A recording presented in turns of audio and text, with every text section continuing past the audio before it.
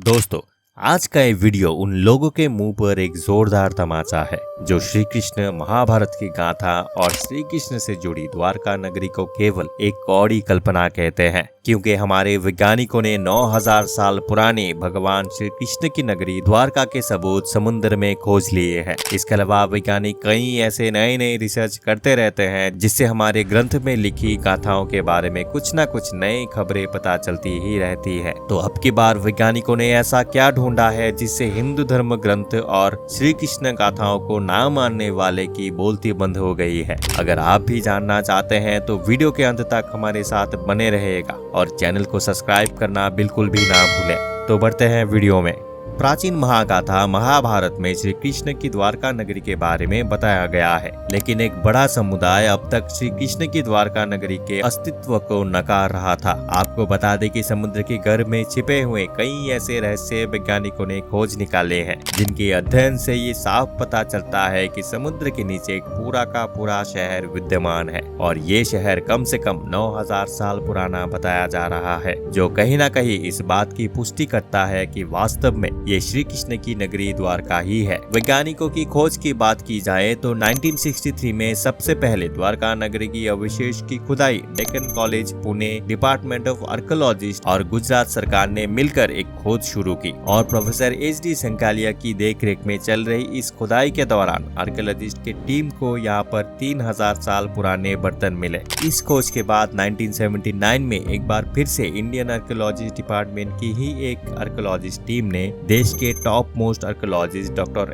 SR Rao के निगरानी में समुद्र में खुदाई शुरू की। इस बार उन्हें बर्तनों के साथ कुछ तांबे के सिक्के और ग्रेनाइट स्ट्रक्चर भी मिले। अरब सागर में मिले इतनी प्राचीन वस्तुओं के बारे में जानने के बाद इंडियन गवर्नमेंट ने एक बार फिर से समुद्र तल के नीचे बसी हुई रहस्यमय नगर की खुदाई के आदेश जारी किए थे। आपको बता दें कि इस खोज के बाद 1988 में इसी समुद्र क्षेत्र में archaeologist and ocean technology department को समुद्र के गर्भ एक पर्वत मिला था और शोधकर्ताओं ने दावा किया है कि ये पत्थर जरूर समुद्र मंथन के दौरान इस्तेमाल किए गए मंदराचल पर्वत के ही एक हिस्सा होगा। रिसर्चर की टीम जब 800 फीट नीचे समुद्र की गहरी तल में गए तब उन्होंने बताया कि उन्हें वहां पर एक प्राचीन नगर के अवशेष दिखाई दिए और इसकी संरचना बिल्कुल सूरत के पास बने हुई आदि शंकराचार्य की 16वीं शताब्दी में बनाई गई द्वारका नगरी से मिलती जुलती है। इसके बाद सन 2001 में नेशनल इंस्टीट्यूट ऑफ ओशनोग्राफी के स्टूडेंट ने खंबात की खाड़ी में बढ़ते प्रदूषण की खोज करने के लिए समुद्र की गहराई को टटोला और इन्हें मिट्टी और बालू से सने हुए पत्थरों के इमारत मिले।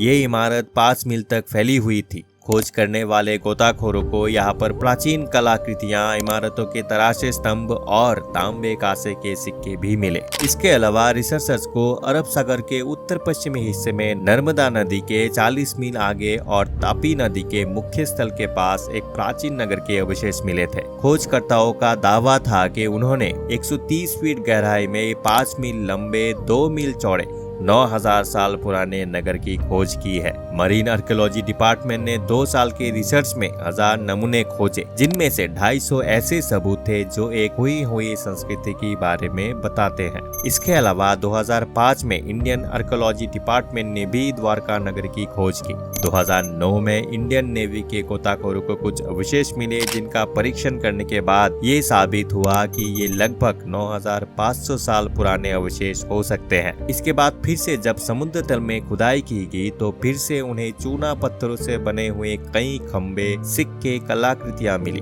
गोताखोरों ने यहाँ पर एक 9 किलोमीटर लंबी नदी की भी खोज की थी और जब इनका परीक्षण किया गया तो कार्बन डेटिंग रिसर्च से पता चला कि इनमें से कुछ नमूने 3600 साल पुराने हैं और कुछ करीब 9000 साल पुराने। और इस तरह साबित हुआ कि ये मोहनजोदड़ो और हड़प्पा की सभ्यता से भी पुराने अवशेष श्री कृष्ण की द्वारका नगर का संकेत देते हैं। इन सभी अवशेषों की जांच परख करके इस बात को नकारा नहीं जा सकता कि अरब सागर के दक्षिण गुजरात में बने समुद्र में 130 फीट गहराई के नीचे शोधकर्ताओं को जो अवशेष मिले हैं, ये 9000 साल पहले समुद्र की गहराई में विलुप्त हो चुका द्वारका नगर की ही है। द्वारका नगरी की स्थापना की बात की जाए तो अपने मामा कंस के वध करने के बाद जब श्री कृष्ण मथुरा से लौटे तो उन्होंने गुप्त नगर समुद्र के बीचों बीच बनाया। इस प्राचीन नगर का नाम कुशस्थली रखा गया। इस नगर में एक बहुत बड़ा सभा मंडप था और सोने चांदी रत्नों के बने हुए करीब 7 लाख महल थे। इसके अलावा एक बहुत बड़ा उद्यान, झील और नदी भी मौजूद थी और इस शहर के बहुत सारे दरवाजे होने की वजह से इस नगर का नाम द्वारका पड़ा था। लेकिन इसके साथ द्वारका के अंत की कहानी भी हमारे गाथाओं में दर्ज की गई है। अगर आपको द्वारका नगरी के बारे में बताया जाए तो श्री कृष्ण के बारे में अक्सर सभी लोग जानते हैं। श्री कृष्ण ने महाभारत में धर्म और अधर्म के बीच हुए महायुद्ध में पांडवों को साथ दिया और कौरवों के अंत के बाद युधिष्ठिर को राजगद्दी पर बिठाकर उन्हें राजपाट समझाया।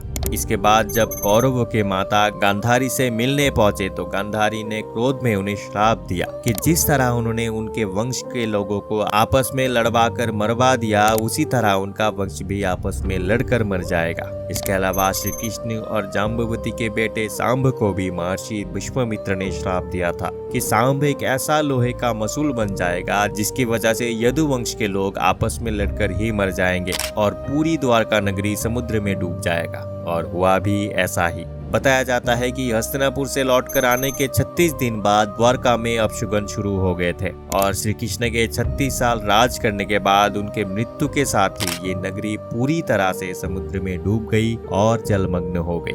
आज के समय में गुजरात के पश्चिमी तट पर जो द्वारका नगरी बनाई गई है वो 16वीं शताब्दी में आदि गुरु शंकराचार्य के बनाया हुआ एक मठ है और माना जाता है कि इसकी संरचना बिल्कुल वैसी है जो श्री कृष्ण ने अपनी द्वारका नगरी की संरचना बनवाई थी। इसे कई बार मुगलों ने तोड़ा फोड़ा और इसे फिर से बनवाया गया, लेकिन फिर भी 9500 साल पहले समुद्र के घर में लुप्त हुई श्री कृष्ण की नगरी आज भी वैज्ञानिकों की जिज्ञासा का एक विषय है। हालांकि समुद्र में उठती हुई तूफानें, तेज लहरों और वैज्ञानिकों के पास संसाधनों की कमी की वजह से ये खोज करना इतनी आसान नहीं है।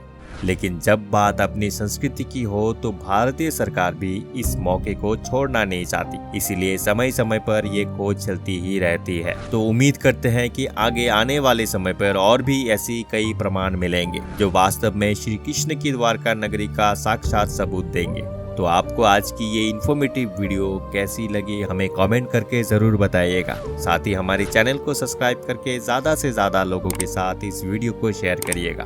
अंत तक बने रहने के लिए आपका बहुत बहुत धन्यवाद। मिलते हैं अगले वीडियो में।